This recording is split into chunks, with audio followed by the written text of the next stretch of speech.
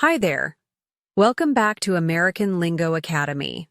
I'm Luna, and today we're going to learn 10 super useful English expressions that native speakers use all the time. These phrases will help you sound more natural and confident when you're speaking English. So grab your notebook, get comfortable, and let's dive right in. Number 1. You drive me nuts. This is an idiom. It means someone or something makes you feel very annoyed, frustrated, or a little bit crazy. We use this expression when someone bothers us a lot, usually by repeating the same annoying behavior over and over again. For example, imagine your little brother keeps playing the same song really loud every single day. You've asked him to turn it down many times, but he doesn't listen. You might say to your mom, "My brother drives me nuts. He plays that song so loud every day, and I'm trying to study. Can you please talk to him?" Here's another one. Maybe you have a coworker who always taps their pen on the desk while they're thinking. Tap, tap, tap, tap, all day long.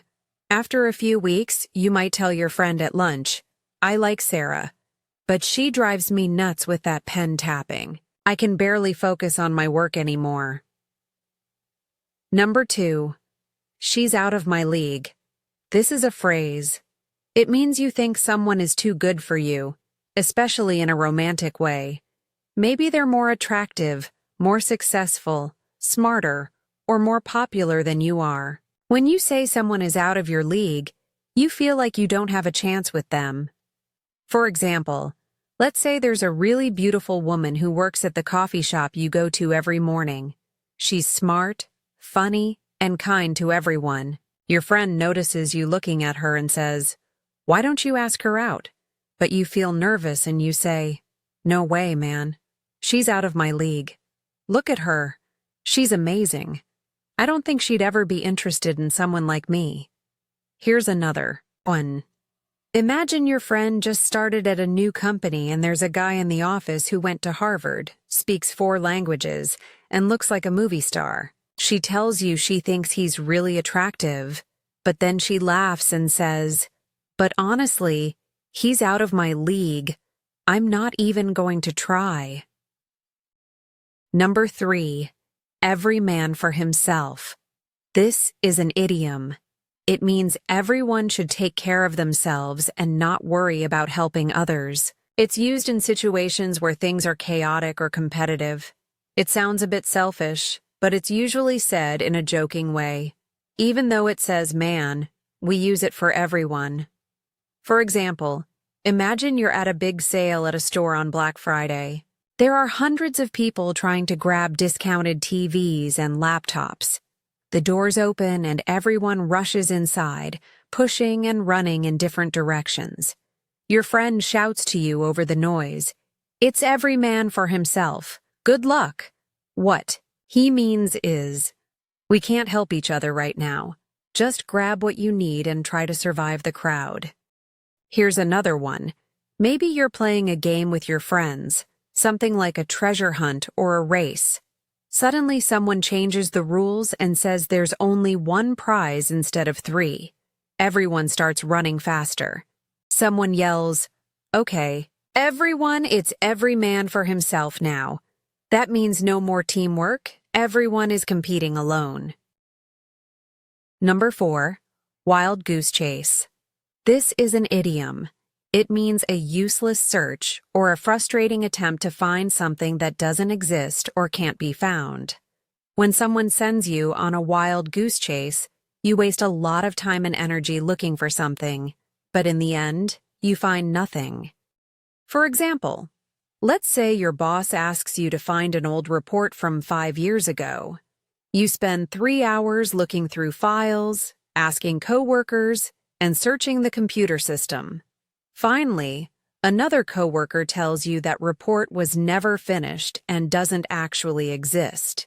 You feel frustrated and say to your friend, "I just wasted my whole morning on a wild goose chase.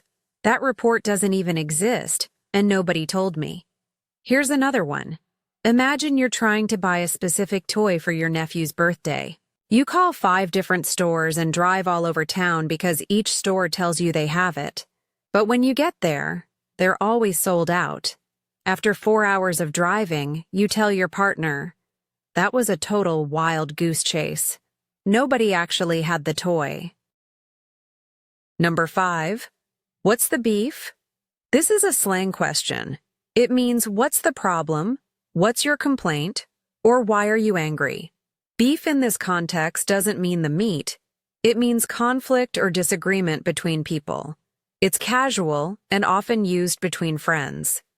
For example, let's say 2 of your friends have been acting cold toward each other for a week. They used to be close, but now they barely talk. You're confused and want to understand what happened. You pull one of them aside and ask, "Hey, what's the beef between you and Mike? Did something happen? You guys used to hang out all the time." Here's another one. Imagine you're at work and your coworker seems really annoyed with you. She's been short with her answers and avoiding eye contact all morning. Finally, you decide to confront the situation. You say, "Okay, what's the beef? Did I do something to upset you? Let's talk about it." Number 6. I can't put my finger on it. This is an idiom. It means you feel or sense something, but you can't explain exactly what it is. Maybe something feels wrong, different, or strange, but you don't have the words to describe it. For example, imagine you walk into your house after work and something feels off. Nothing is obviously wrong, everything looks normal, but the atmosphere just feels strange. You say to your roommate, "Something feels weird today, but I can't put my finger on it." Do you notice anything different? You sense something has changed, but you can't identify what it is. Here's another one. Let's say you meet someone new at a party and they seem nice enough, but something about them makes you uncomfortable. You can't explain why, but your gut feeling says something is off. Later, you tell your friend, "I don't know, there's something about that guy I don't trust, but I can't put my finger on it." Number 7. I'm over it. This is a phrase.